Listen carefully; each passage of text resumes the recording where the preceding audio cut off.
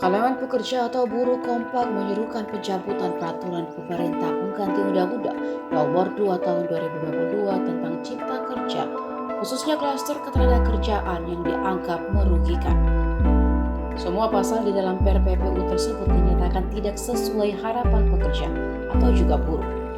Bagi pengusaha pun menimbulkan kebingungan terhadap PRPPU Cipta Kerja. Adapun pasal yang dianggap merugikan yaitu pengaturan upah minimum, outsourcing, perjanjian kerja waktu tertentu, PHK, pesangon, waktu kerja, istirahat atau cuti, hingga tenaga kerja asing. Kementerian Ketenagakerjaan meluruskan PRPPU Cipta Kerja yang disorot oleh para pekerja atau buruh yang dinilai merugikan. Dikutip dari akun Instagram @kemenaker, ada 11 hal yang ingin dijelaskan dalam pasal-pasal klaster ketenagakerjaan yang dianggap bias. Berikut cek fakta berdasarkan pernyataan Kemenaker. Yang pertama terkait pesangon yang dihilangkan. Kemenaker menyatakan uang pesangon tetap ada. Bila terjadi PHK, pengusaha wajib membayar uang pesangon atau uang penghargaan masa kerja dan uang penggantian hak yang besarannya sesuai alasan PHK. Kedua, UMP, UMK, UMSP dihapus. Upah minimum tetap ada menurut Kemenaker. Gubernur wajib menetapkan upah minimum provinsi dan dapat menetapkan upah minimum kabupaten atau kota. Ketiga, benarkah upah buruh dihitung per jam? Menurut Kemenaker, tidak ada perubahan sistem pengupahan. Upah bisa dihitung berdasarkan satuan waktu dan atau satuan hasil. Yang keempat, semua hak cuti hilang dan tidak ada kompensasi. Sekali lagi kata Kemenaker, hak cuti tetap ada. Pengusaha wajib memberi cuti. Cuti tahunan paling sedikit 12 hari kerja.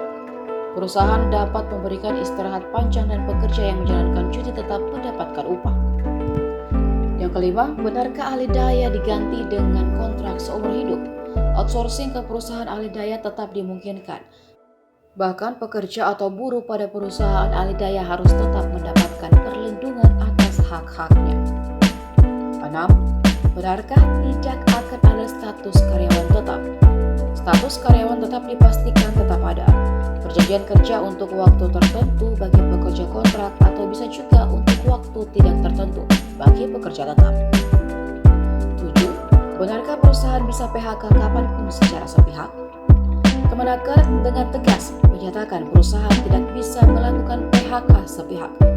Apabila terjadi permasalahan dalam PHK, wajib diselesaikan melalui perundingan bipartit.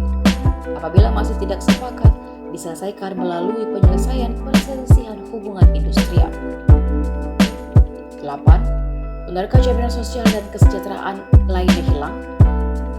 Jaminan sosial tetap ada berupa jaminan kesehatan, jaminan kecelakaan kerja, jaminan hari tua, jaminan pensiun, dan jaminan kematian. Bahkan ditambahkan jaminan kehilangan pekerjaan. 9. Semua karyawan bakal berstatus tenaga kerja harian. Kemenaker menjelaskan karyawan bisa berstatus pekerja tetap atau bisa juga berstatus pekerja tidak tetap. Misalkan tenaga kerja harian. Pekerja harian hanya dapat dipekerjakan untuk pekerjaan yang berubah-ubah dalam waktu tertentu dengan jangka waktu kurang dari 21 hari dalam 1 bulan dan volume pekerjaan serta pembayaran upahnya berdasarkan kehadiran. 10. Benarkah tenaga kerja asing bebas masuk?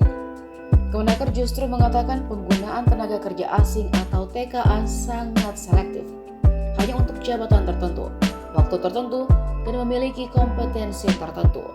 Penggunaan TKA wajib mengantongi pengesahan rencana penggunaan tenaga kerja asing. 11. Benarkah buruh dilarang protes disertai ancaman PHK?